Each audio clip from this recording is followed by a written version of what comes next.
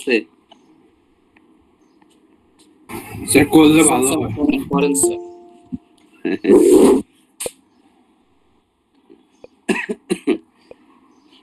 Band তত্ত্ব আমরা কেমিস্ট্রিতে যে ইয়াটা পড়ি কি হাইব্রিডাইজেশন, এইটাকে আসলে ফিজিক্সে বলা হয় superimpose of two energy wave or superimposed of more than two energy wave. যে কারণে এইখানে আমরা কেমিস্ট্রিতে আমাদেরকে যেভাবে পড়াইছে যে হাইব্রিডাইজেশন যে বিষয়টা, সমান শক্তির ধরো দুইটা ভিন্ন শক্তির বা দুই তিনটা ভিন্ন শক্তির অরবিটাল একত্রিত হয়ে সমান শক্তির একাধিক অরবিটালে উৎপন্ন হয়, ঠিক আছে? যেমন sp3 তে s আর p তিনটা মানে মোট চারটা সমান শক্তির অরবিটাল পরিণত হয়। হ্যাঁ, এই বিষয়গুলা মানে আমরা ব্যান্ড তত্ত্বে বিষয়টাকে একটু অন্যভাবে বলে যে সমান শক্তির কিছুই না আসলে। এখানে যদি আমরা দেখি যে অরবিটাল কি,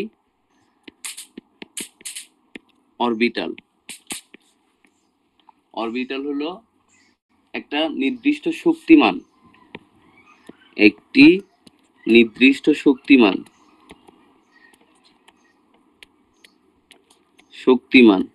যেখানে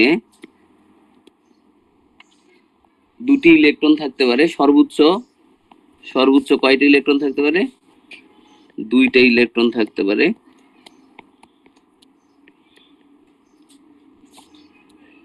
সর্বোচ্চ দুইটা ইলেকট্রন থাকতে পারে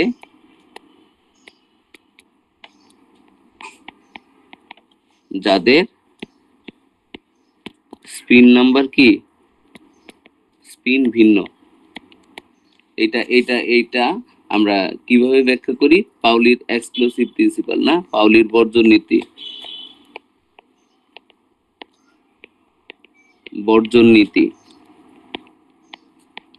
যে কি পাউলির বর্জন নীতি? দুইটা ইলেকট্রনের চারটা কোয়ান্টাম নাম্বার কখনোই কি হবে না, এক হবে না। দুইটা ইলেকট্রনের চারটা কোয়ান্টাম নাম্বার কখনোই এক হবে না।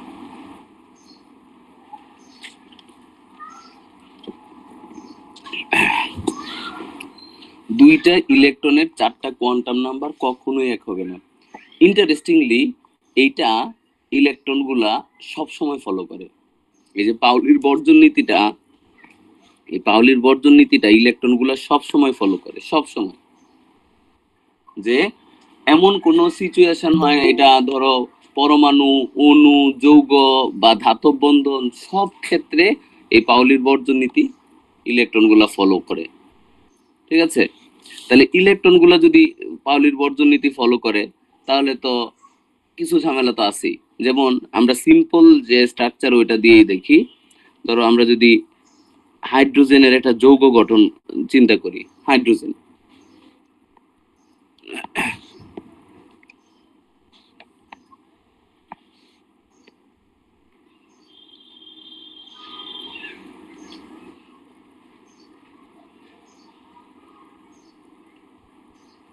উপরে নিচে, আচ্ছা ঠিক আছে।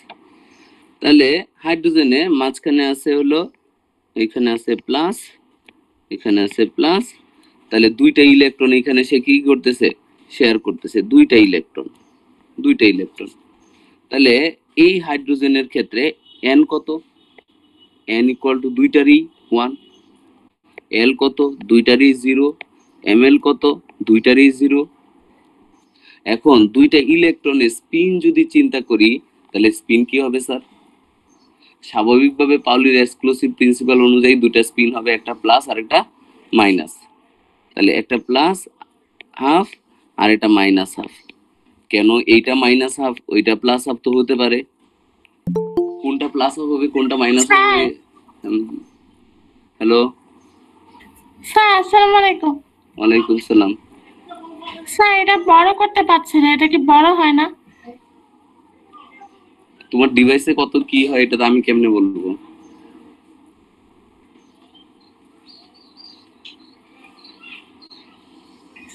এতক্ষণ কি পড়াচ্ছিলেন?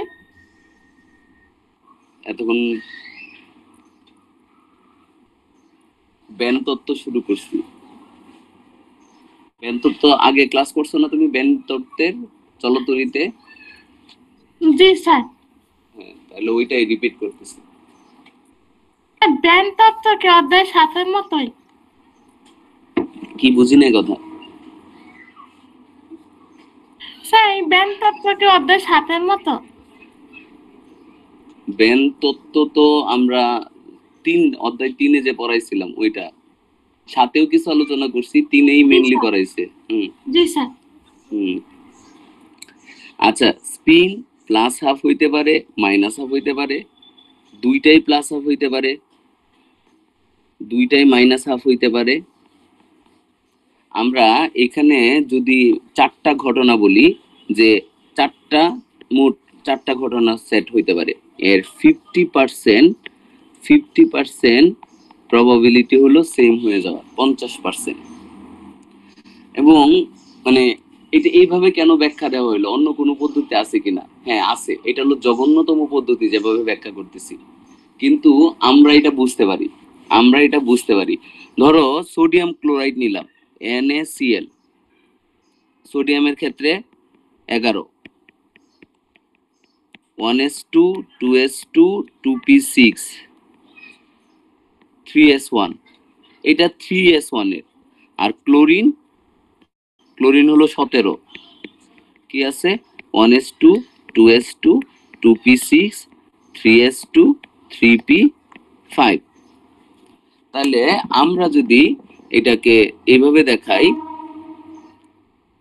যে এই 3s এর এনার্জি স্যার। বলো। স্যার উপরে হাফ গুলো ওটা কার? হাইড্রোজেনের? হ্যাঁ, হাইড্রোজেনেরই। কিন্তু স্যার নিচেও তো হাফ আছে, এটা তাহলে কার হবে? দুইটা হাইড্রোজেন না, H2 তে কয়টা হাইড্রোজেন? দুইটা। হ্যাঁ, তাহলে একটা হাইড্রোজেনের যদি এটা হয়, আরেকটা হাইড্রোজেনের এটা, জি স্যার। তাহলে 50% সম্ভাবনা হয়ে গেল সেম হয়ে যাওয়ার। স্যার 50% না হয়ে যে বাকিগুলো পার্সেন্ট তাহলে কি হবে? বাকি তো দুইটা, একটা প্লাস আর একটা মাইনাস হাফ হলে তো কোনো সমস্যা নাই। পাউলির এক্সক্লুসিভ প্রিন্সিপাল অনুযায়ী একটা প্লাস আর একটা মাইনাস হাফ হইলে তো থাকতে পারবে, কোনো সমস্যা নাই।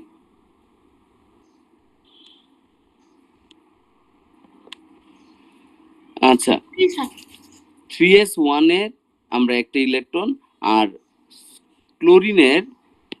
ক্লোরিনের ক্ষেত্রে এই 3p, এখানে তিনটা,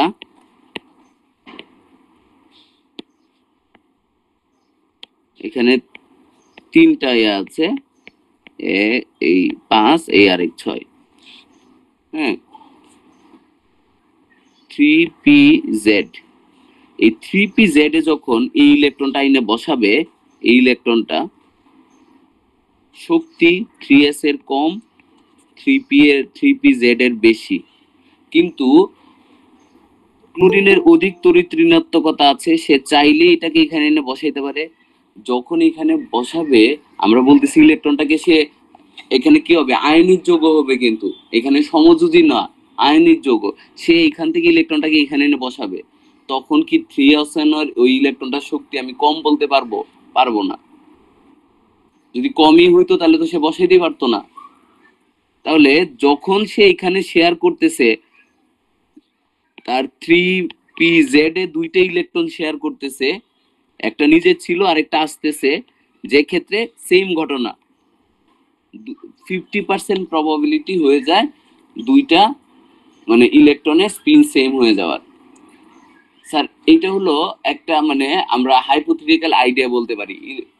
ইলেকট্রন শেয়ার করুক, সমযোজী বন্ধন করুক, রাসায়নিক বন্ধন করুক, ধাতব বন্ধন করুক, যখন দুইটা ইলেকট্রন সুপার ইম্পোজড হয়, একসাথে একই অরবিটালে থাকে, তাহলে অ্যাকচুয়ালি সব ক্ষেত্রেই 50% প্রবাবিলিটি হয় স্পিন সেম হয়ে যাওয়া।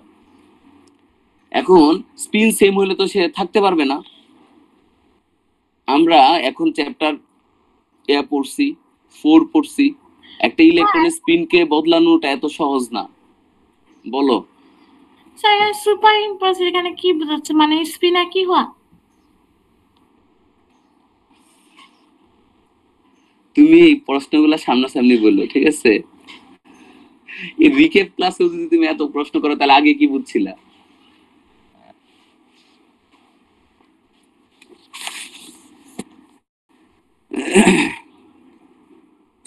তাহলে স্যার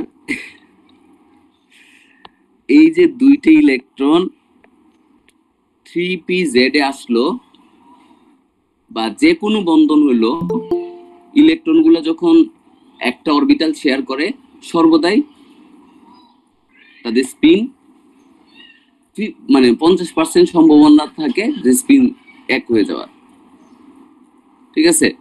আর একটা ইলেকট্রনের স্পিন বদলানো এত ইজি না, স্পিন অনেক কিছুর উপর ডিপেন্ড করে। আমরা যখন চ্যাপ্টার 4 এ আলোচনা করতেছিলাম যে এই কি ডায়া ফেরো এই চৌম্বক পদার্থগুলোর ক্ষেত্রে অনেকগুলোর ক্ষেত্রে শক্তিশালী চৌম্বক ভ্রামক থাকা সত্ত্বেও আমরা এদেরকে ঘুরাইতে পারি না। তাহলে স্পিনকে ঘুরানো যায় বহিস্থ চৌম্বক ক্ষেত্রের প্রভাবে, না হলে স্পিনকে ঘোরানো যায় না। আর একটা ইলেকট্রনের চৌম্বক ক্ষেত্র এত শক্তিশালী থাকে না যে ইলেকট্রনের স্পিনকে ঘুরায় ফেলবে, কারণ ওই ওই অরবিটালে তো একটা ইলেকট্রন ছিল, তাহলে ওর চৌম্বক ক্ষেত্র এত শক্তিশালী হয় না যে ও এটাকে ঘুরায় ফেলবে।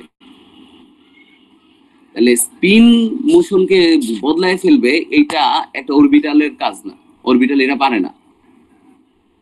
আর আমরা যখন বলি যে একটা যৌগ বা একটা পদার্থ রাসায়নিক বিক্রিয়ার জন্য প্রস্তুত, এই কথাটা বলতে কি বোঝায়?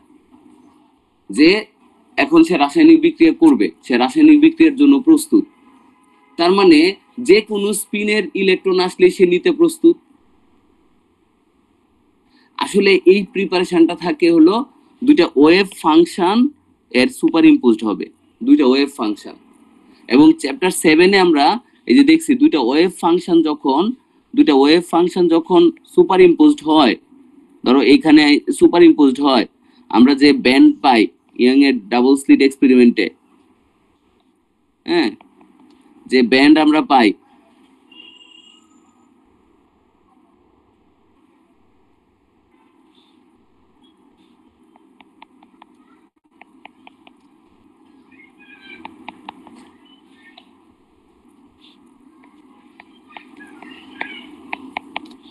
আমরা এখানে যে ব্যান্ড পাই, দেখো এইখানে ফাই ইকুয়াল টু 0, এইখানে ফাই ইকুয়াল টু পাই। তাহলে এই যে এইগুলা যে ডোরাগুলা আসলে ব্যান্ড হয়, হওয়ার কথা এইখানে সর্বোচ্চ আলো, এখানে অন্ধকার। এবং এটার তীব্রতার গ্রাফ এই যে এরকম হওয়ার কথা, এরকম না হয়ে তীব্রতার গ্রাফ হয় কেমন? তীব্রতার গ্রাফ হয় এরকম এরকম। তাহলে এই যে পর্যায়ক্রমে না হইয়া, মানে শীর্ষবিন্দু থেকে ইয়াং এর এই যে কি বলে একক চিরের দরুন অপবর্তনে যে ধরনের গ্রাফ থাকার কথা, একই ধরনের গ্রাফ থাকার কথা, কিন্তু এখানে গ্রাফটা বদলে যাচ্ছে।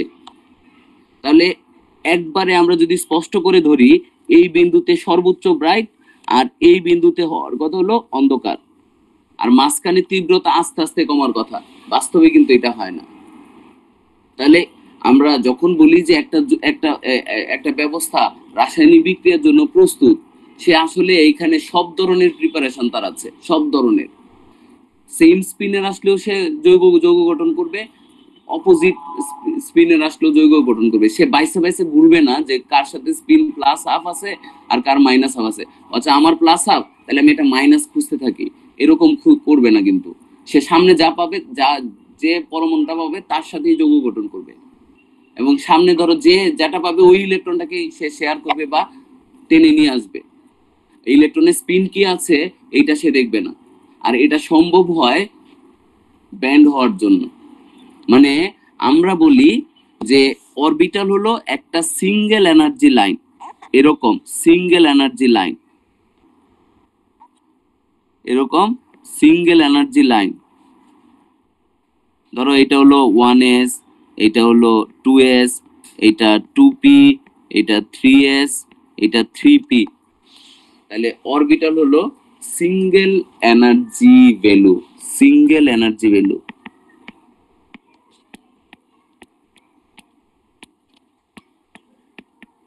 Single energy value. তাহলে যখনই সে যৌগ গঠন করতে যায়, তাহলে এখানে ওয়েভ ফাংশন, এনার্জি ওয়েভ ফাংশনের সুপার ইম্পোজড হয়। এখানে এনার্জি ওয়েভ ফাংশনের সুপার ইম্পোজড হয়। তাহলে এখানে যখনই সুপার ইম্পোজড হয়, সেই 1s স্প্লিট আউট হয়ে যায়, স্প্লিট আউট হয়, স্প্লিট আউট হয়, এই যে এখানের মতো। বলো। স্যার সিঙ্গেল এনার্জি ভ্যালুটা আবার বলবেন। Single energy value, single energy value কি বোঝায়? আবার বলবেন। সিঙ্গেল এনার্জি ভ্যালু কি বোঝায়? এর বাংলাটা বুঝলো, বাংলা কি বোঝায়? একক শক্তি বলে না? হ্যাঁ, একটা মান, মানে শক্তিমান নির্দিষ্ট। যেমন হাইড্রোজেনের ক্ষেত্রে এই যে 1s এর শক্তিমান আমরা বলি ঘাটতি আছে -13.6 eV। একটা একটা নির্দিষ্ট শক্তিমান, মানে একটা ভ্যালু, অনেকগুলা না, যে কোনো না, এটা রেঞ্জ না, ঠিক আছে? এটা রেঞ্জ না আর কি, ফিক্সড ভ্যালু, প্রত্যেকটার জন্য ফিক্সড। তাহলে স্যার এই শক্তি নিয়ে কি স্যার ওরা কি যৌগ গঠন করবে? কোন শক্তি নিয়ে? মানে সিঙ্গেল এনার্জি ভ্যালু নিয়ে? না।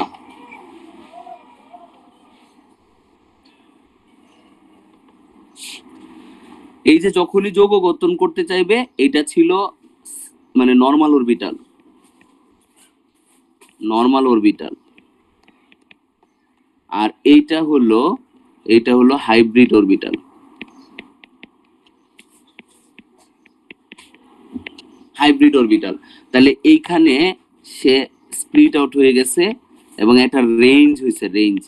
এই হাইব্রিড অরবিটালকে আমরা বলতেছি এনার্জি ব্যান্ড, এনার্জি ব্যান্ড, বা আমরা এইখানে এটা তার নাম্বার অনুযায়ী ব্যান্ড, কখনো এটা যোজনী ব্যান্ড, কখনো এটা কন্ডাকশন ব্যান্ড, আসলে কি এটা হলো এনার্জি ব্যান্ড।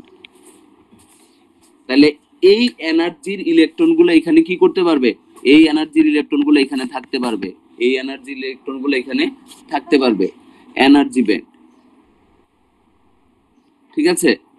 এখন এই এনার্জি ব্যান্ড যদি আমরা এইটাতে দেখি, এরকম হইলো, এইটাতে যদি দেখি, তাহলে দেখো সুপার ইম্পোজ, মানে এখানে 2s আর 2p এর শক্তি গ্যাপ কম থাকায় এরা কি হয়ে গেছে? ওভারল্যাপ হয়ে গেছে। তাহলে যখন যৌগ গঠন করতে চায়, তখন একাধিক অরবিটালের সৃষ্ট এনার্জি ব্যান্ডগুলোর শক্তি পার্থক্য যদি কম হয়, তাহলে এরা ওভারল্যাপ করতে পারে। এই যে এইটার ক্ষেত্রে যদি দেখি, এইটাও ওভারল্যাপ হয়ে যায়, ঠিক আছে? এই রকম যখন ওভারল্যাপ হয়ে যায়, তখন আমরা বলি এটাকে sp হাইব্রিডাইজেশন। এই এরকম যদি ওভারল্যাপ হয়, ধরো কার্বনের ক্ষেত্রে এই 2s আর 2p, এদের শক্তি গ্যাপ কম, আর এদের যেহেতু শক্তি গ্যাপ কম, তাহলে এরা যখন স্প্লিট আউট হয়, ওভারল্যাপ হয়ে যায়, এবং তখন আমরা এটাকে বলি sp হাইব্রিডাইজেশন।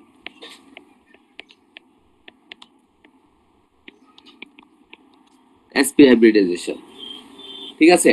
এবং এইটাই আমার প্রয়োজন মতো sp, প্রয়োজন মতো sp2, প্রয়োজন মতো sp3। কারণ খালি হাইব্রিডাইজেশন হইলেই যৌগ গঠন হবে না, যৌগ গঠনের জন্য আরো প্রাসঙ্গিক কোন কোন অণু আছে, কোন কোন কি তাপমাত্রা কত, পারিপার্শ্বিক চাপ কত, অনেক কিছুর উপর ডিপেন্ড করে। তাহলে এইটা ডিপেন্ড করে যে কখন sp, কখন sp2, কখন sp3 হবে, এটা হলো আরো পারিপার্শ্বিক অনেকগুলো বিষয়ের উপর ডিপেন্ড করে। স্যার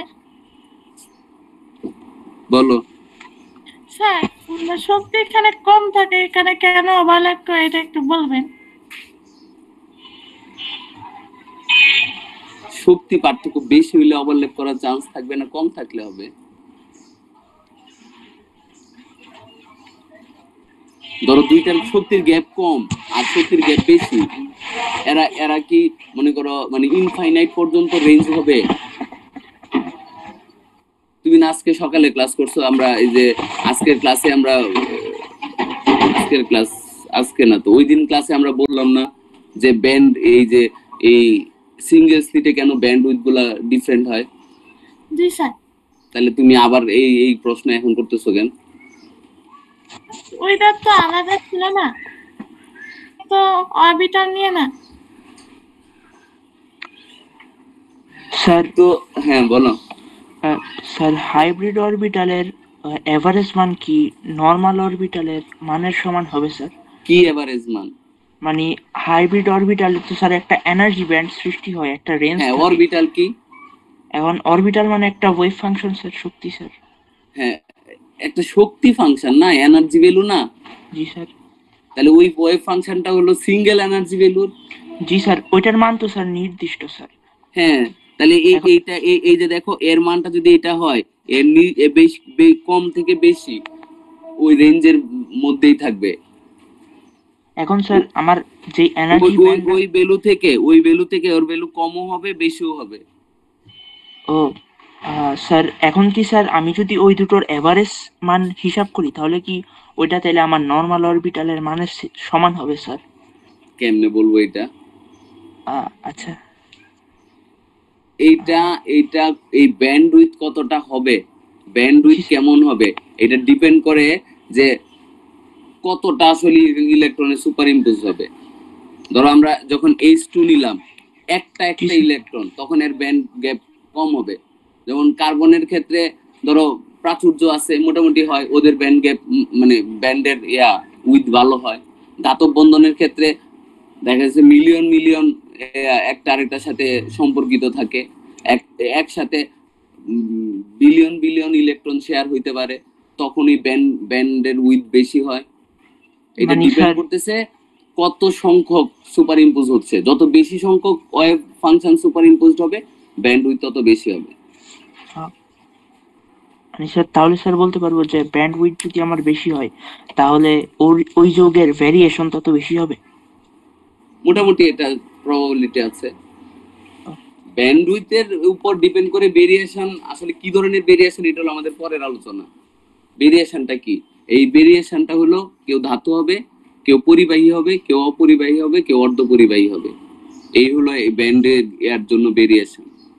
স্যার এখন নর্মাল অরবিটালে স্যার মনে করেন স্যার আমার তো একটা ইলেকট্রন আছে, এখন যখন এটা ব্যান্ড হয়ে যাবে তখন ব্যান্ড সৃষ্টি করবে, ওই পুরো ব্যান্ড জুড়ে কি ওই একটা ইলেকট্রনই থাকবে নাকি পাশের অন্যান্য পরমাণুর ইলেকট্রনও তো আসতে পারবে না? এখন দেখো যদি দুইটা শেয়ার করে তাহলে দুইটার ইলেকট্রন থাকবে দুইটা। ধাতব বন্ধনে দেখা যায় যে অনেকগুলাই পাশাপাশি থেকে শেয়ার করতে পারে, তখন সবগুলা যতগুলা শেয়ার করবে তার সবারটা থাকবে। যতগুলা শেয়ার করতে মানে করবে ওই ব্যান্ড ফর্ম বন্ড কি বলে এনার্জি ব্যান্ডটা ফর্ম করবে সবারটাই থাকতে পারবে, সবারটাই থাকতে পারবে। আচ্ছা স্যার, থ্যাংক ইউ স্যার। বলো। স্যার আমি হচ্ছে ওই দিন লেট করে আসছিলাম তো আমি এটা হচ্ছে পারিনি আসলে, এই জন্য হচ্ছে জানতাম না। আচ্ছা আচ্ছা বলো, এখন প্রশ্ন বলো। স্যার এটা ওইটাই বললাম, মানে এটা কেন মানে মানে মানে ওভারল্যাপ করবে? এটা তো কেমিস্ট্রিতে যে কেমনে দেখায় না যে 2s এর এনার্জি কত, 2 + 0 2, তাই না? আবার আমরা যদি ওইভাবে দেখি যে এই হাইড্রোজেন মডেলের মতো বলি যে এই ব্যাসার্ধ কি r = r1/n r1 n² r1 না, আর n = n² r1। কেমিস্ট্রিতে পড়ছো এগুলা? জি স্যার। তাহলে এই যে 3 নাম্বার কক্ষপথের এগুলা কাছাকাছি থাকবে না? জি স্যার। 3 নাম্বার কক্ষপথের অরবিটাল গুলা কাছাকাছি থাকবে না? শক্তিমানও কাছাকাছি, সব দিক দিয়ে কাছাকাছি না? 2 নাম্বার গুলা এরকম কাছাকাছি থাকবে না? তাহলে ওদের ওভারল্যাপ হয়ে যাওয়ার চান্স বেশি না?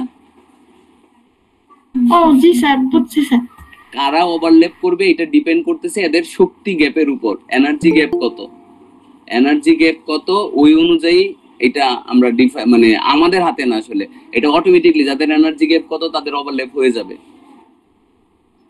দেখা গেছে 2s আর 2p এর এনার্জি শক্তি গ্যাপ কম থাকায় এদের ওভারল্যাপ হয়, 3s 3p এর শক্তি গ্যাপ কম থাকায় ওভারল্যাপ হয়। শুধু তাই না, হায়ারে অনেক ক্ষেত্রে ভিন্ন ভিন্ন কক্ষপথের অরবিটাল গুলোর ওভারল্যাপ হয় শক্তি গ্যাপ কম থাকায়।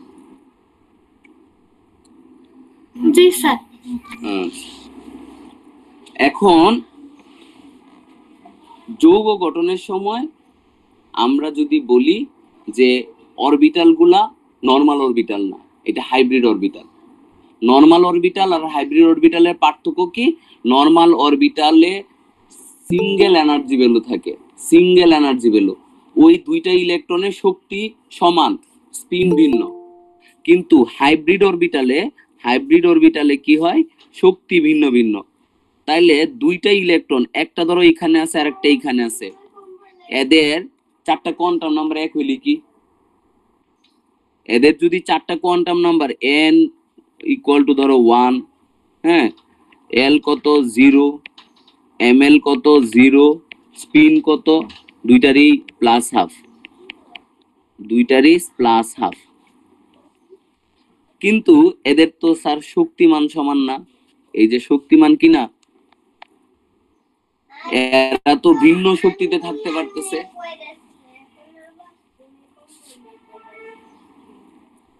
তাহলে হাইব্রিড অরবিটালের সুবিধাটা হলো, যেহেতু আমরা ইলেকট্রন গুলার স্পিন সহজে বদলাইতে পারি না, এনার্জিটা সহজে বদলানো যায়, স্প্লিট করে এনার্জিটা স্প্লিট করে। আর এনার্জিটা স্প্লিট করে একটা রেঞ্জে রূপান্তর হওয়াটাকে আমরা বলতেছি হাইব্রিড মানে ব্যান্ড, এনার্জি ব্যান্ড। তাহলে একটা রেঞ্জে রূপান্তর হচ্ছে, ঠিক আছে? তাহলে এই যে যখন আমরা ধাতব বন্ধন বা বিভিন্ন এই যে ক্রিস্টাল স্ট্রাকচার দেখি, ক্রিস্টাল স্ট্রাকচারে একই ধরনের যৌগ বা মৌলগুলা একটা বিশাল আকারের একটা বন্ধন তৈরি করে, যে কারণে ওইখানে সুপার ইম্পোজটা বেশি হয় এবং ব্যান্ডগুলা বেশ মানে ব্যান্ডের উইথ বা যে আমরা রেঞ্জ বলি বেশি হয়, ঠিক আছে? স্যার, স্যার এখানে শক্তিমান ভিন্ন হতে কি এখানে রেঞ্জ হয়েছে? কোনটা? স্যার যখন হাইব্রিড অরবিটালে যখন এনার্জি ভিন্ন হয়, হ্যাঁ, তখন কি এটা রেঞ্জ হয়? হাইব্রিড অরবিটালে এনার্জি ভিন্ন হয় মানে হাইব্রিড অরবিটাল মানে তো এনার্জি মানে এটা আছে। নরমাল অরবিটাল মানে একটা মান, হাইব্রিড অরবিটাল মানে একটা রেঞ্জ, এর মধ্যে থাকতে হবে। এইটা হলো নরমাল অরবিটাল, এই রেঞ্জে হলো এটা হাইব্রিড অরবিটাল। জি স্যার। তাহলে কি এনার্জি কি সমান হয় নাকি মানে ভিন্ন হয়? কার সমান হবে? মানে হাইব্রিড অরবিটালে সমান কেমনে হলো? এটা রেঞ্জ মানে তো এর মধ্যে হইলেই থাকতে পারবে, তাহলে সমানের প্রশ্ন আসতেছে কেন?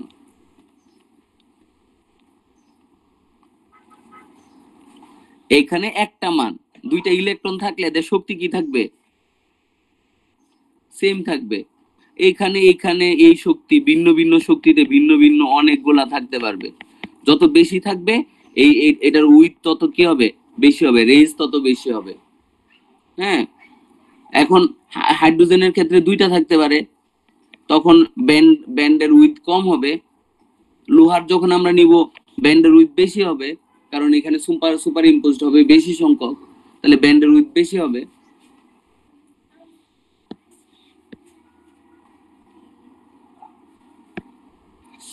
আচ্ছা, এখন আসি আমাদের এইখানে ব্যান্ড তত্ত্ব ব্যবহার করে পরিবাহী, অর্ধপরিবাহী এবং অপরিবাহী ব্যাখ্যা করা হয়। ব্যান্ড তত্ত্ব প্রয়োগ করে পরিবাহী, অর্ধপরিবাহী ও অপরিবাহী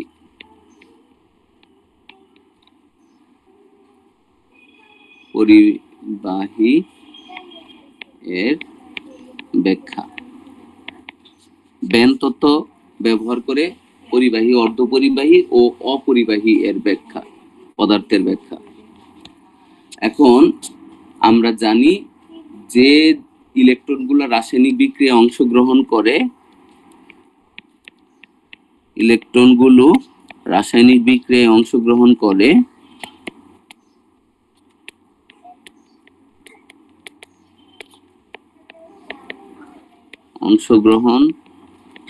করে তাদের যোজনী ইলেকট্রন বলে, না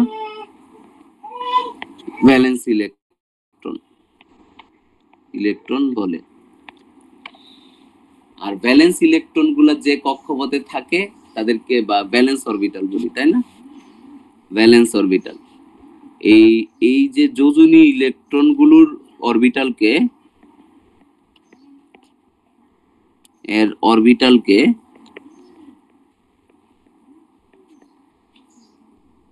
যোজনী অরবিটাল বলে।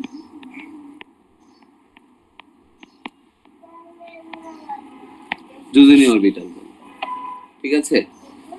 এখন হাইড্রোজেনের কয়টা অরবিটাল আছে?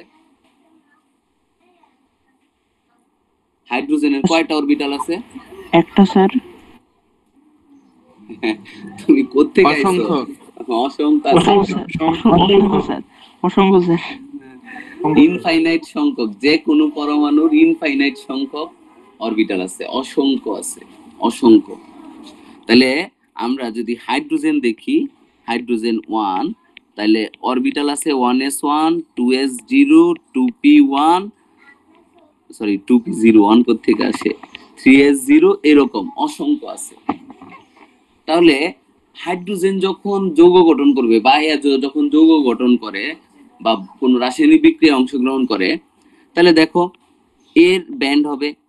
তাহলে এর যদি ওভারল্যাপ হয়, এর যদি ব্যান্ড হয়, এগুলার হবে না? এর ব্যান্ড হবে, এর ব্যান্ড হবে, সবার ব্যান্ড হবে, সবারই তো ব্যান্ড হবে। তাহলে আমরা যদি এখানে দেখি, এই 1s এর একটা ব্যান্ড হইলো, 1s এর, আর কার হইলো, ধরো 2s এর হইলো, আর এদিকে 2p এর হইলো। তাহলে এই যে একটা ব্যান্ড হলো, কি একটা ব্যান্ড হয়েছে এইটা, আর একটা ব্যান্ড হয়েছে এইটা। এই ব্যান্ডটাকে, নিচের ব্যান্ডটাকে আমরা বলতেছি যোজনী ব্যান্ড। তাহলে এই যে যোজনী অরবিটাল গুলা যে ব্যান্ড ফর্ম করলো, যোজনী অরবিটাল গুলা যে ব্যান্ড তৈরি করলো, সেটা হলো যোজনী ব্যান্ড। আর 2s0 বা 2p, এটা হলো উচ্চ শক্তিমান, যেখানে ইলেকট্রন নাই, নরমাল ইলেকট্রন নাই। হ্যাঁ, এক্সাইটেড ইলেকট্রন থাকতে পারে, নরমাল ইলেকট্রন তো 2s 2p তে থাকে না। তাহলে এদের যে ব্যান্ড হলো, এইটাকে আমরা বলি পরিবহন ব্যান্ড। এটা কেন? ধরো আমরা এই একটা পরমাণুর ক্ষেত্রে এই পাশে থাকে হলো নিউক্লিয়াস,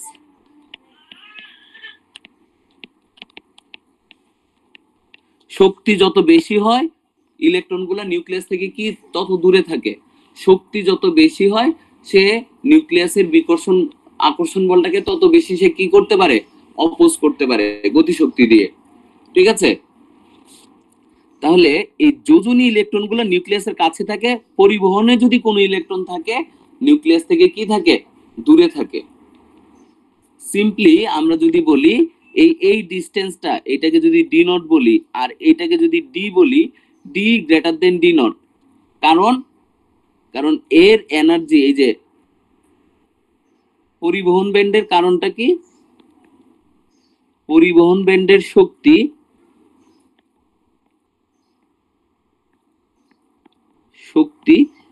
বেশি কার থেকে, যোজনী ব্যান্ড হতে, ব্যান্ডের শক্তি থেকে বেশি। তাহলে এরা দূরে থাকবে।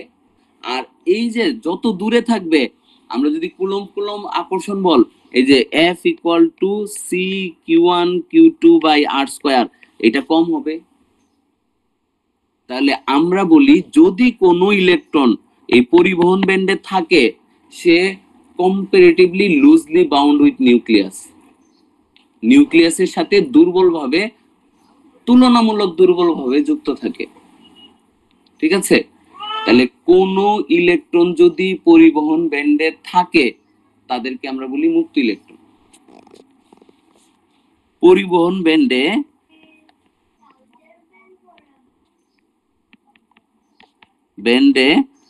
যে সকল ইলেকট্রন অবস্থান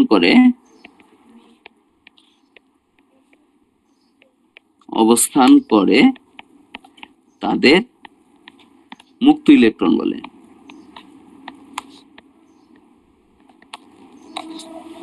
ঠিক আছে, এবং এইগুলা সহজেই মুভ করানো যায়। হ্যাঁ, যোজনী ইলেকট্রন গুলাকেও মুভ করানো যায়, কিন্তু যোজনী ইলেকট্রনের তুলনায় পরিবহন ব্যান্ডের ইলেকট্রন গুলাকে মুভ করানো সহজ। যদি আমরা যোজনী ইলেকট্রনকে মুভ করাইতে চাই তাহলে নিউক্লিয়াসের সাথে আকর্ষণ বল বেশি, এর রোধের মান অনেক বেশি হয়, আর রোধ বেশি হলে পরিবাহিতা কি হয়, কম হয়। আবার পরিবহন ব্যান্ডের এরা দূরে থাকে, তাহলে এদেরকে সহজেই মুভ করানো যায়, এর রোধ কম হয়, পরিবাহিতা কি হয়, বৃদ্ধি পায়। এই যে এই বিষয়টার উপর ভিত্তি করেই আমরা পরিবহন মানে পরিবাহী, অর্ধপরিবাহী, অপরিবাহী হিসাব করি। যদি সাফিসিয়েন্ট বা অ্যাভেলেবল মুক্ত ইলেকট্রন থাকে তাহলে এটা পরিবাহী, যদি মোটামুটি অল্প কিছু থাকে তাহলে অর্ধপরিবাহী, আর যদি একদম কম থাকে, নগণ্য ধরনের মুক্ত ইলেকট্রন থাকে তাহলে হলো অপরিবাহী। তাহলে এই যে ব্যালেন্স ইলেকট্রন গুলা পরিবহন ব্যান্ডে যাবে কিভাবে? অনেক পদ্ধতি আছে, আমরা নিজেরা নিতে পারি, উত্তপ্ত করে নিতে পারি। ঠিক আছে, ধরো যদি আমরা এই যে সোডিয়ামের শিখা পরীক্ষা, সোডিয়ামকে আগুন দিয়ে উত্তপ্ত করি তাহলে পাওয়া যায়, ওই হায়ার স্টেটে যায়, আবার ফিরে আসলে আমরা শিখা পাই। হ্যাঁ, সোনালী হলুদ বর্ণের শিখা পাওয়া যায়।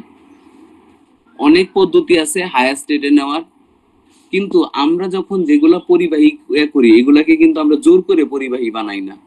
একটা কপারের তার নিবা, লোহা নিবা, হ্যাঁ, এগুলা ন্যাচারালি পরিবাহী। তাহলে বিষয়টাকে হলো আমরা জোর করে বানাইলে হবে না, ন্যাচারালি কিভাবে পরিবাহী, অর্ধপরিবাহী সেই বিষয়টা আমাদের দেখতে হবে। ঠিক আছে,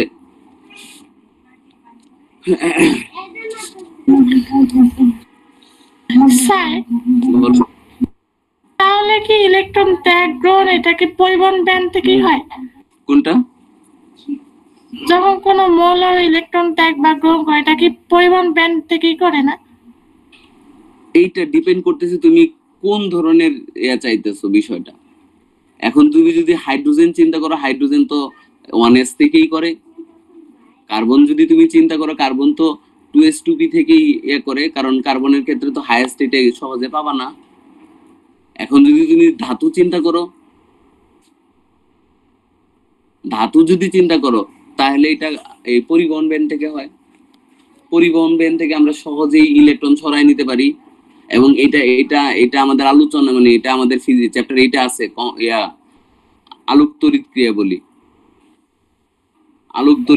বলি আর কি, চ্যাপ্টার এইটা আছে আমাদের। এটা স্যার একটু উপরে নিবেন, এটা আমি একটু দেখতে পাচ্ছি না। দিয়ে দিব, স্লাইড দিয়ে দিব গ্রুপে। আচ্ছা, তাহলে এখন কিভাবে বুঝবো মানে যে সাফিসিয়েন্ট ইলেকট্রন, মুক্ত ইলেকট্রন পাওয়া যাবে কিনা? ঠিক আছে, আমরা যদি সোডিয়াম দেখি, Na, এটা ন্যাচারালি আমরা পরিবাহী পাই, সোডিয়াম পরিবাহী, লোহা পরিবাহী। হ্যাঁ, এদের সহজেই তড়িৎ পরিবহন করা যায়। সোডিয়ামের ক্ষেত্রে যদি আমরা দেখি 1s2, 2s2, 2p6, 3s1, 3p0। তাহলে স্যার এই যে এইটা হলো আমার যোজনী অরবিটাল, আর এইটা খালি, এইটা হলো আমার পরিবহন অরবিটাল, বা একবারে মানে পরের শক্তি, উচ্চ শক্তির যেটা খালি আছে। তাহলে যখন 3s ওভারল্যাপ হয় সরি 3s ব্যান্ড হয়, আবার এই 3p তখন কি হয়, এই 3p এই ওভারল্যাপ হয়ে যায়। তাহলে এইখানে যদি আমরা দেখি, এই যে আমরা পাইলাম ব্যালেন্স ব্যান্ড, একটু পাইলাম ব্যালেন্স ব্যান্ড, আর এই যে পাইলাম কন্ডাকশন ব্যান্ড, এদের মধ্যে কোনো শক্তি গ্যাপ নাই, কোনো শক্তি গ্যাপ থাকে না। তাহলে যখনই আমরা এই যে স্বাভাবিক ধরো 300 কেলভিন বা 27 ডিগ্রি সেলসিয়াস তাপমাত্রায় এইখানে এই যে অনেক প্রচুর ইলেকট্রন থাকে, প্রত্যেকটা সোডিয়ামের জন্য একটা করে। এখন তুমি যদি 1 গ্রাম সোডিয়াম চিন্তা করো কতগুলো আছে, তাহলে এরকম অনেক ইলেকট্রন আছে। তাহলে এরা সহজেই তাপজনিত শক্তি নিয়ে, একটা ইলেকট্রনের গড় তাপজনিত শক্তি হয় কেটি, কে কি বোলজম্যান ধ্রুবক, বোলজম্যান ধ্রুবক। তাহলে এই কেটি শক্তি নিয়ে সহজেই ইলেকট্রন গুলা কই চলে আসতে পারে, এইখানে চলে আসতে পারে। তাহলে সাধারণ তাপমাত্রায় আমরা প্রচুর পরিমাণে মুক্ত ইলেকট্রন পাই, প্রচুর পরিমাণে মুক্ত ইলেকট্রন পাই, এখানে প্রচুর পরিমাণে মুক্ত ইলেকট্রন পাই। তাহলে এটা হলো পরিবাহী। তারপরে যদি আমরা ফেরাস দেখি, Fe26, 1s2, 2s2, 2p6, 3s2, 3p6, 4s2, 3d6, তারপর হলো 4p0। তাহলে আমরা কেমিস্ট্রির মতো দেখাই, 4 + 1 = 5, 3 + 2 = 5, 4 + 0 = 4। হ্যাঁ স্যার, এইটা তো এমনি শক্তি, যেহেতু 4 নাম্বার কক্ষপথ, এটাও 4 নাম্বার কক্ষপথ, এরা তো একটা রিলেশন আছেই। এখন দেখো এখানে এই যে শক্তি গ্যাপটা কি কম, এখানে এই 4s আর 3d এরা হলো যোজনী অরবিটাল, আর এইটা হলো কি পরিবহন, এটা হলো কন্ডাকশন, আর এটা হলো যোজনী ব্যালেন্স।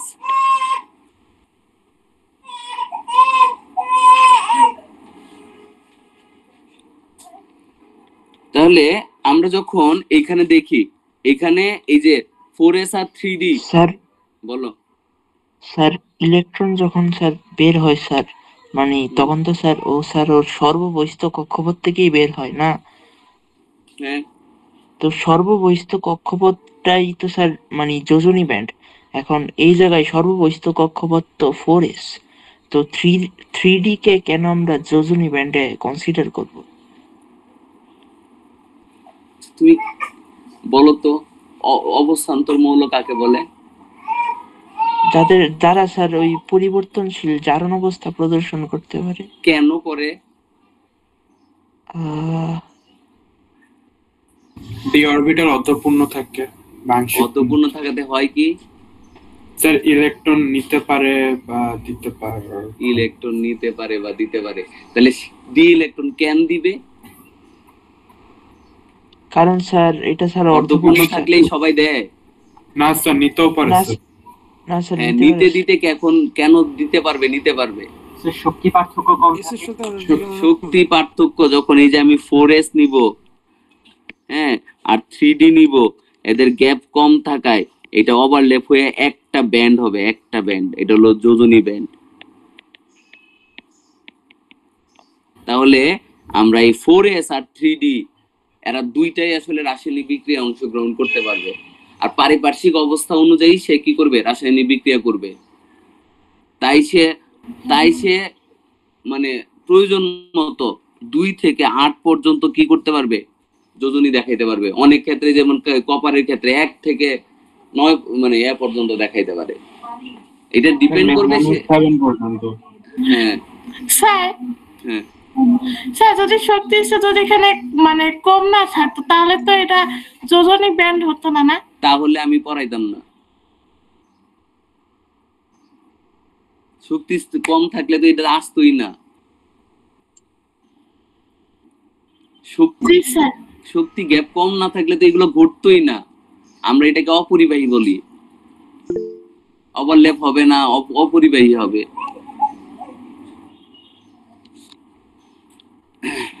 তাহলে এই যে এখানে যোজনী ব্যান্ড হচ্ছে কার কার কার কার মিলে? 4S আর 4S 3D। 4S আর ও 3D। 3D মিলে এটা যোজনী ব্যান্ড হচ্ছে। আর এই যে 4P এর শক্তি বেশি না, কম। তাহলে এই যে 4P কি গঠন করতেছে? পরিবহন ব্যান্ড। খালিটা ইমিডিয়েট হায়ার যে খালি ব্যান্ড আছে ওইটা আমার করতেছে। তাহলে এইখানে স্যার প্রচুর ইলেকট্রন আছে, কারণ এটা ধাতব বন্ধন। তাহলে অল্প তাপমাত্রায় বা এই যে সাধারণ তাপমাত্রায় 25 ডিগ্রি সেলসিয়াস তাপমাত্রায় আমরা ই এভারেজ ইকুয়াল টু কেটি ধরে আমরা এইখানে প্রচুর মুক্ত ইলেকট্রন পাবো।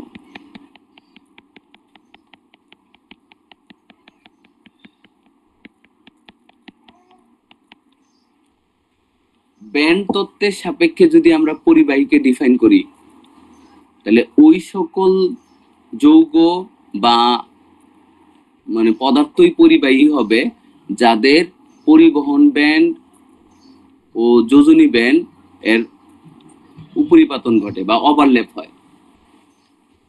ঠিক আছে? তাহলে আমরা যদি এইভাবে করি যে সকল পদার্থের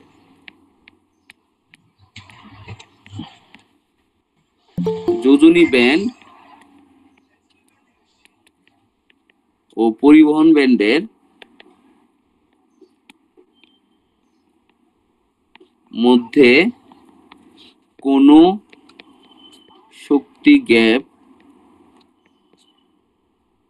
শক্তির পার্থক্য থাকে না,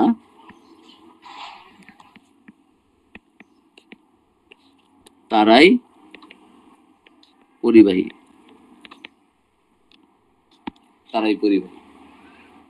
এবং এই ক্ষেত্রে আপেক্ষিক রোধ 10⁻⁻6 থেকে 10⁻⁻8 ওহম মিটার হয়, অনেক কম হয়। আপেক্ষিক রোধের মান কি হয়? অনেক কম হয়, 10⁻⁻6 থেকে 10⁻⁻8 ওহম মিটার হয়। তাহলে স্যার আমরা এমন কোনো পরিবাহী পাবো না যার এই যোজনী ব্যান্ড আর পরিবহন ব্যান্ড সুপার ইম্পোজড হবে না, একে অপরের উপর উপরিপাতন হবে না, এমন কোনো পরিবাহী আমরা পাবো না। এখন আমরা যদি দেখি যে এই যে 1s2 2s2 এটা এক করলে এটা যদি আমরা বিশ্লেষণ করি আর কেমিস্ট্রির ওই আইডিয়াটাই মাথায় রাখি, তাহলে আমরা বুঝতে পারবো কে ওভারল্যাপ হইতে পারে, কার এটা প্রবাবিলিটি আছে। ঠিক আছে? আর ওরা তো ওই স্ট্রাকচার মানেই সর্বদা।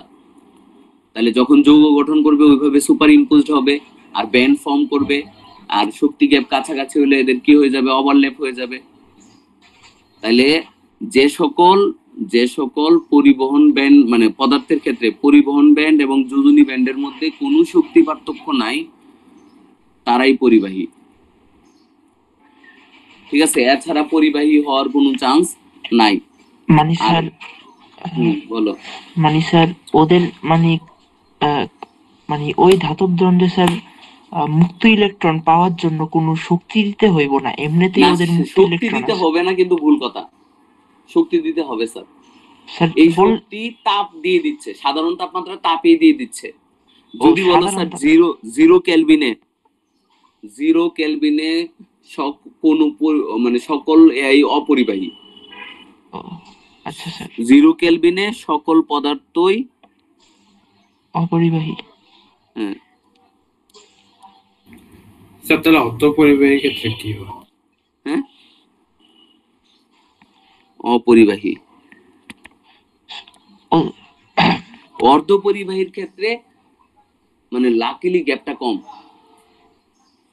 এই যোজনী ব্যান্ড এবং পরিবহন ব্যান্ডের মধ্যে যদি শক্তির পার্থক্যটা কম হয়, শক্তির পার্থক্য আছে এবং এটা যদি কম হয় তাহলে এটাকে আমরা বলি অপরিবাহী ও অর্ধপরিবাহী। তাহলে এইটা হলো যোজনী ব্যান্ড আর এটা হলো পরিবহন ব্যান্ড। আর এই যে মাঝখানে যে গ্যাপটা আছে এটাকে আমরা বলি নিষিদ্ধ ব্যান্ড, ফরবিডেন বলে, ফরবিডেন ব্যান্ড। হ্যাঁ বলো। স্যার অপরিবাহী ক্ষেত্রে কি মানে এখানে কি শক্তি পার্থক্য থাকবে না? হ্যাঁ, স্যার অপরিবাহী ক্ষেত্রে কি শক্তি পার্থক্য কি থাকবে না? কিসের শক্তির পার্থক্য? মানে এখানে যেমন নিষিদ্ধ অর্ধপরিবাহী ক্ষেত্রে এখানে নিষিদ্ধ ব্যান্ড আছে, শক্তির পার্থক্য না থাকলে শক্তির পার্থক্য না থাকলে কি হবে? পরিবাহী হবে। আর শক্তির পার্থক্য থাকলে কি হবে? হয় অর্ধপরিবাহী হবে না হলে অপরিবাহী হবে। জি স্যার। তাহলে এই যে আমরা সাধারণ তাপমাত্রায় এইখানে কি পাই? অল্প পরিমাণ মুক্ত ইলেকট্রন পাই, অল্প পরিমাণ। স্যার এবং হ্যাঁ বলো। স্যার পরিবহন ব্যান্ডে যতগুলা ইলেকট্রন আছে হুম, মানে মুক্ত ইলেকট্রন সবগুলার এনার্জি সেম সবগুলার এনার্জি সেম দরকার মানে আছে? মানে এনার্জি কি সেম নাকি ভিন্ন স্যার? এনার্জি কি সেম হওয়া দরকার আছে? উম, না স্যার, ব্যান্ড ব্যান্ড যেহেতু দরকার নাই, হ্যাঁ, যেহেতু পরিবহন ব্যান্ড ব্যান্ড হইলে তো আর দরকার নাই যে এনার্জি সেম হইতে হইব। তোমাকে আমি একটা সাধারণ দিই। এলইডি লাইটে কি সাদা বর্ণের আলো হয় না কালারও হয়? সাদা বর্ণের আলো পাওয়া যায়। জি স্যার। তাহলে সাদা বর্ণের আলোর জন্য রেঞ্জ কত হইতে হবে? সাদা বর্ণে এই 380 থেকে 780। 380 থেকে 780। তাহলে আমি যদি এখানে সাদা বর্ণের আলো চাই তাহলে এই যে কমও হইতে পারে, বেশিও হইতে পারে, অনেক কিছু হইতে পারে না? জি স্যার। তাহলে সবার শক্তি কি সমান হওয়া দরকার আছে? না স্যার, দরকার নাই। হ্যাঁ, শক্তি সমান একটা নির্দিষ্ট করতে পারলে আমরা কালারফুল পাবো, বা একটা যদি স্বল্প রেঞ্জের মধ্যে নিয়ে আসতে পারি, যেমন লাল এলইডিও আছে, জি স্যার। সবুজ তখন স্যার এলইডিও আছে। ওই ক্ষেত্রে রেঞ্জটা কম স্যার। মানে একটা আমরা একটু মানে ওকে সীমাবদ্ধ করি। জি স্যার। ঠিক আছে, ওকে আমরা সীমাবদ্ধ করি। তবে আমরা তো এলইডি লাইট কেমন পাই স্যার? মানে সাদা, ম্যাক্সিমাম হলো সাদা। জি স্যার। সাদা মানে কি সব আছে, সব আছে স্যার, তাই না? রেঞ্জ আছে। জি স্যার। হ্যাঁ, তাহলে সব আছে মানে তাহলে ভিন্ন ভিন্ন রেঞ্জের আছে। জি স্যার। তাহলে আমার শক্তি সমান হইতে হবে এমন কোনো মানে দরকারই নেই। আসলে কি শক্তি সমানও হবে না, শক্তি সমানও হবে না। জি ঠিক স্যার। আছে, এই যে এইখানে যারা আছে এদের শক্তি বেশি, এদিকে যারা আছে শক্তি কম। শক্তি কম। হ্যাঁ, মাঝামাঝি। তাহলে পরিবহন ব্যান্ডে যে ইলেকট্রন গুলো অবস্থান করবে তাদের শক্তি সমান হবে না। ক্লিয়ার? জি স্যার, ক্লিয়ার স্যার। তাহলে আমরা যদি বলি যে যে এই যে যে সকল পদার্থের যোজনী ব্যান্ড ও পরিবহন ব্যান্ডের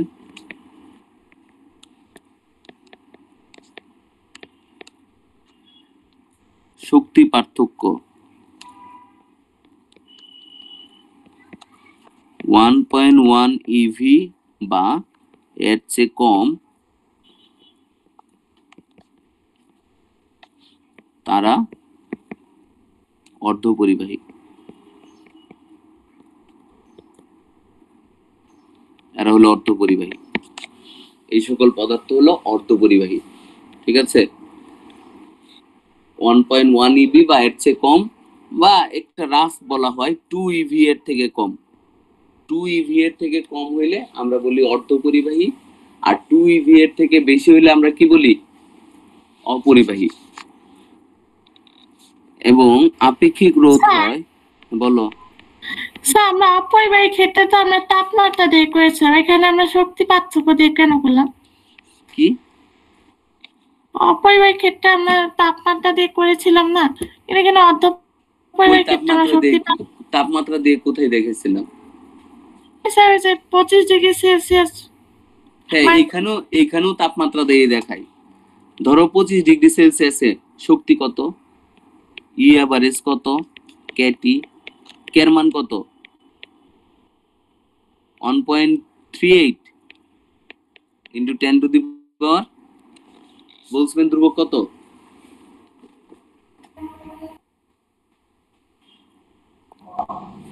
-26 স্যার। মাইনাস -26 23 না? 23 তো স্যার। হ্যাঁ, 23। আর হলো টি হলো 25 মান হলো 298। কত আসে জুল? কত জুল আসে?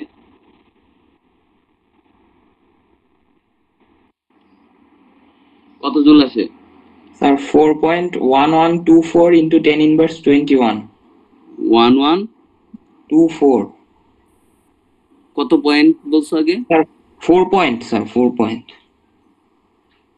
1124 ইন্টু 10⁻⁴ জুল।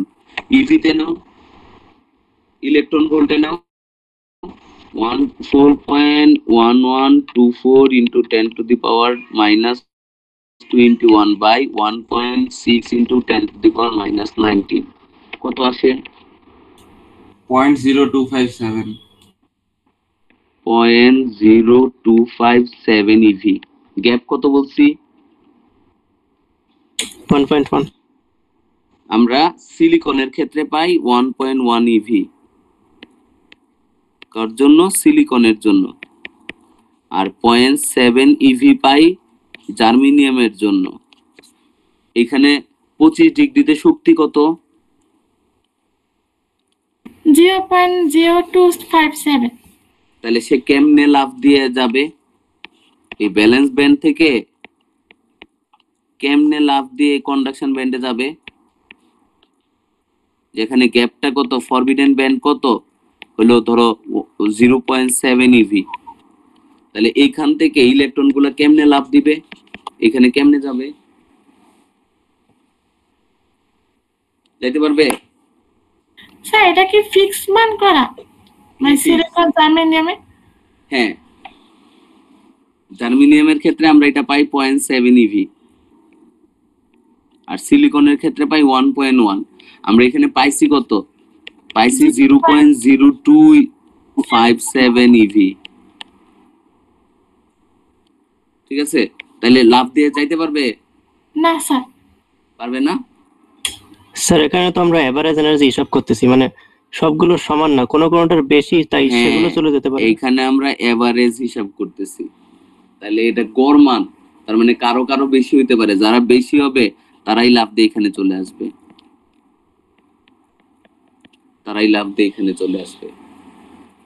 তাহলে অর্ধপরিবাহীতে এই যে যেটা গড় মানের কারণে সাধারণ তাপমাত্রায়ও আমরা কিছু, এটা কিছু কিন্তু কম না, কিন্তু অনেক। কারণ 10⁻, এই যে যদি আমরা বলি এই মোটামুটি এটার তো 10⁻⁻4, আরো ধরো এই কি বলে কপারের ক্ষেত্রে আপেক্ষিক রোধ হলো 1.68 ইন্টু 10⁻⁻8 ওহম মিটার। আর এইখানে আমরা বলতেছি এর আপেক্ষিক রোধ হবে 10⁻⁻4।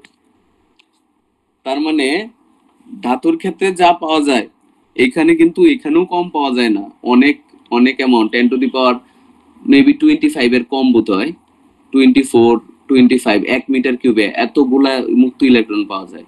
আর এটা সম্ভব হয় কারণ এই যে গড় শক্তি। তাহলে যারা এটা কিন্তু একটা কন্টিনিউয়াস প্রসেস, যারাই শক্তি পাবে এখানে যাবে, আবার কিছুক্ষণ পরে শক্তি ছেড়ে দিয়ে এখানে চলে আসবে। তাহলে এইটা কিন্তু এটা কন্টিনিউয়াস প্রসেস এবং এটা চলতে থাকে। তাহলে আমরা এখানে কিছু মুক্ত ইলেকট্রন পাই। বলো স্যার এটা উপরে কেন যায় আবার একটু বলবেন? শক্তি থাকলে কই যাবে?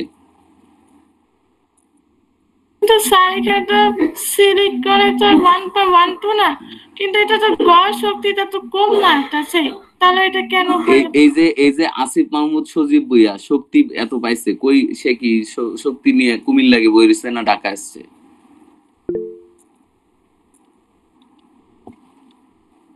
মানুষের শক্তি থাকলে দেখায়, আর ইলেকট্রন শক্তি পাইলে সে দেখাবে না।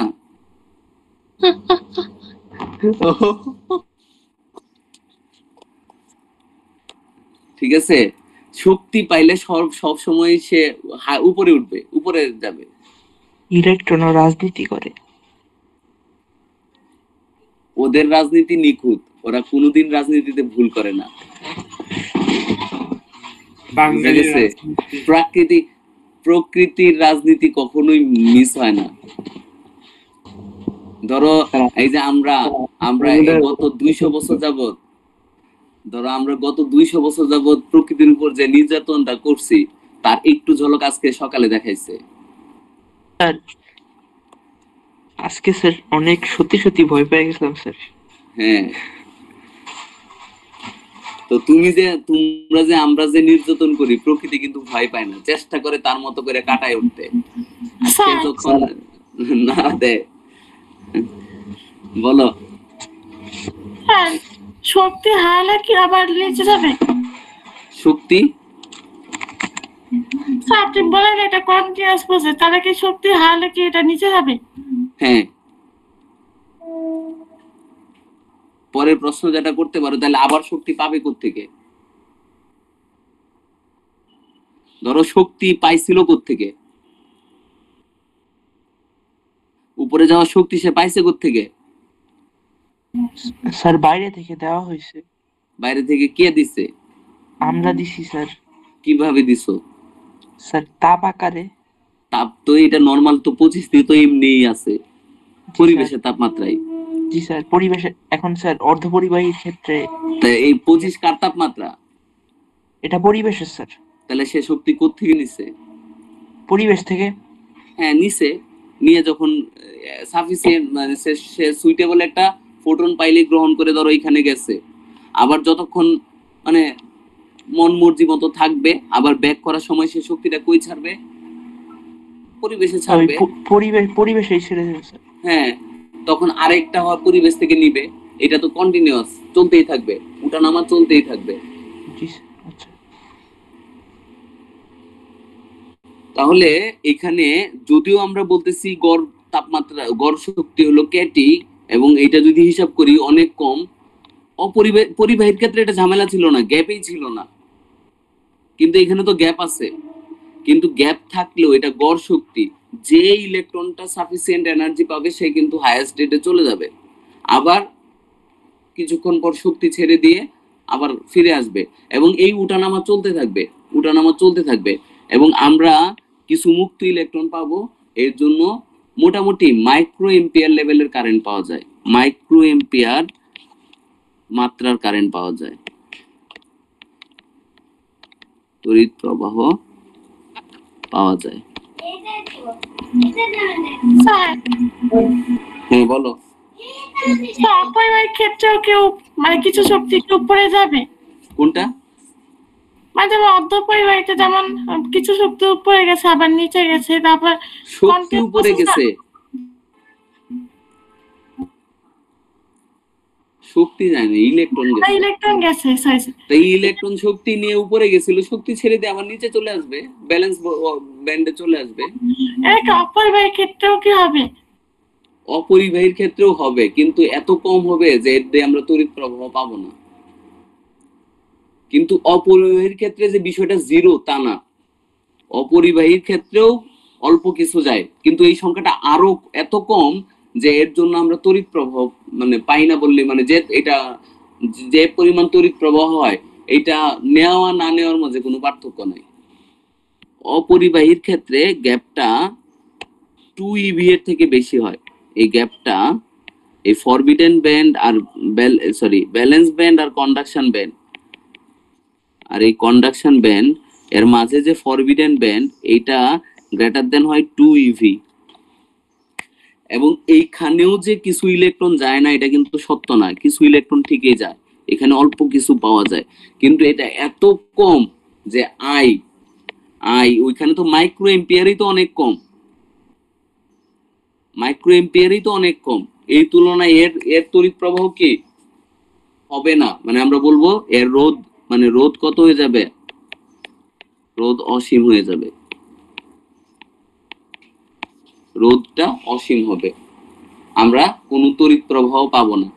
তবে কন্ডাকশন ব্যান্ডে যে একবারেই কোনো ইলেকট্রন থাকবে না তাও সত্য না, কন্ডাকশন ব্যান্ডে কিন্তু কিছু ইলেকট্রন থাকবে, কিন্তু এটা তড়িৎ প্রবাহের জন্য সাফিসিয়েন্ট না, কারেন্টের জন্য কি না, সাফিসিয়েন্ট না। কি বুঝলা? স্যার স্যার বলো। তাহলে কি স্যার স্যার আমরা স্যার তাহলে কি স্যার ওই ব্যান্ড তত্ত্ব অনুসারে বলতে পারবো যে আমার যে নিষিদ্ধ ব্যান্ড আছে ওইগুলাই স্যার আমার পরিবাহী রোধ স্যার মূলত?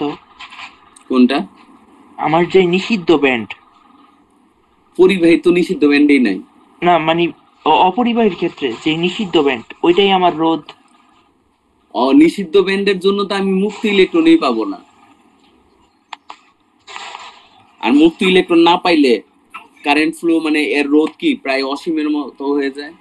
জি স্যার। আর রোধ যদি অসীম হয় তাহলে কারেন্ট মানে ফ্লোটা জিরো। জি স্যার।